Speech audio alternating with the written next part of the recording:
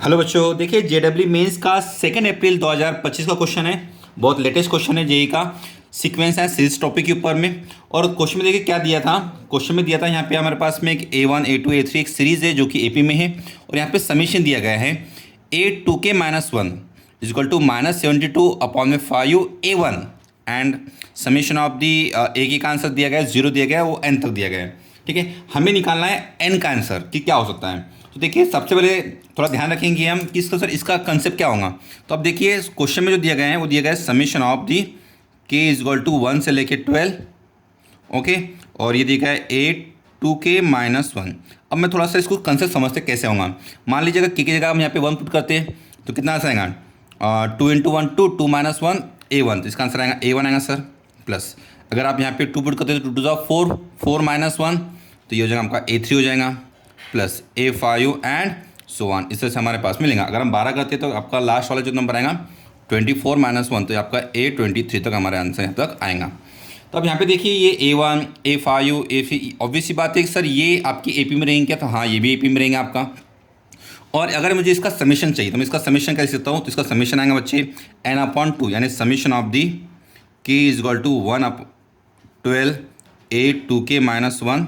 इसका summation sir क्या आ सकता है। तो इसका समीशन जो आएगा हम लिख सकते हैं सर टोटल टर्म। अब यहाँ पे टोटल टर्म हमारी 12 है, ये 23 नहीं है टर्म था। टोटल टर्म अगर देखा है तो कितने बच्चों 12 है। तो 12/2 फर्स्ट टर्म 2 × A यानी 2 × A1 प्लस n-1।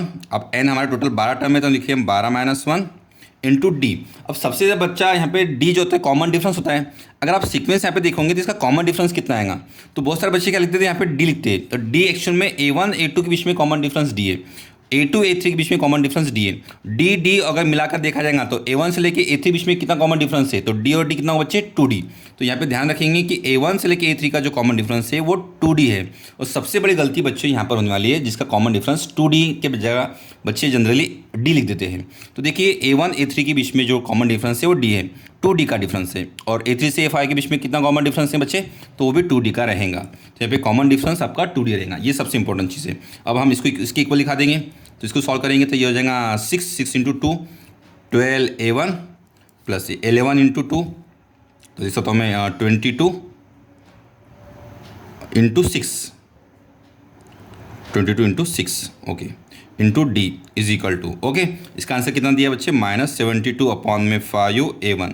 5 से और मल्टीप्लाई कर लेंगे तो ये हो जाएगा 60 A1 प्लस 5 से और कर लेंगे तो ये आपका हो जाएगा 66 इंटू ये 5 इंटू 30 इंटू ये कर लेंगे तो इसका आंसर आ जाएगा बच्चे total 660 d is equal to -72 A1। Okay, इसको शिफ्ट कर लेंगे इधर तो ये हो जाएगा आपका 132 A1 plus 660 d is equal to 0। Okay, अब यहाँ पे अगर मैं इसको डिवाइड कर लेता हूँ तो 132 5 आपका 660 हो जाएगा। या फिर आप इसको थोड़ा कैलकुलेशन कर ले तो कर सकते हो। तो ये आपका आ जाएगा A1 plus 5D is equal to 0। Okay, यहाँ से हमारा A1 का आंसर निकल चुका है। A1 का आंसर हमें मिला -5D। ओके सर, अब क्या करेंगे। अब सेकंड वाला जो पॉइंट हमें दिया गया है हम उसका भी यूज़ करेंगे। उसका यूज़ कैसे करेंगे, देखो कि summation of the k is equal to 1 से लेके n और AK का जो समीशन है वो 0 दिया गया है। तो हमारा फॉर्मूला यूज़ करेंगे हम same cheese.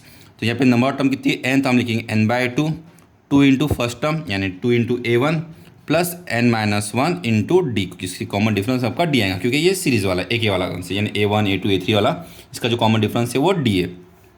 Is equal to कितना दिया बच्चे 0 दिया है।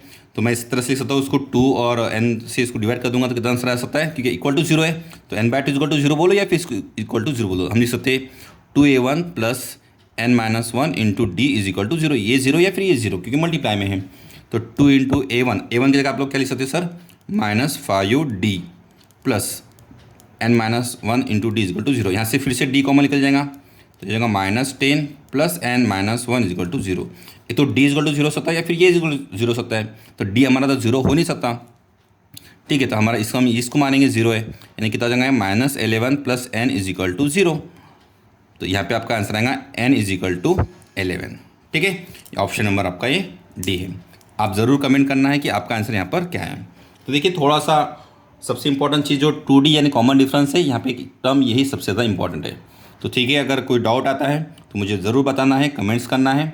Okay, thank you so much.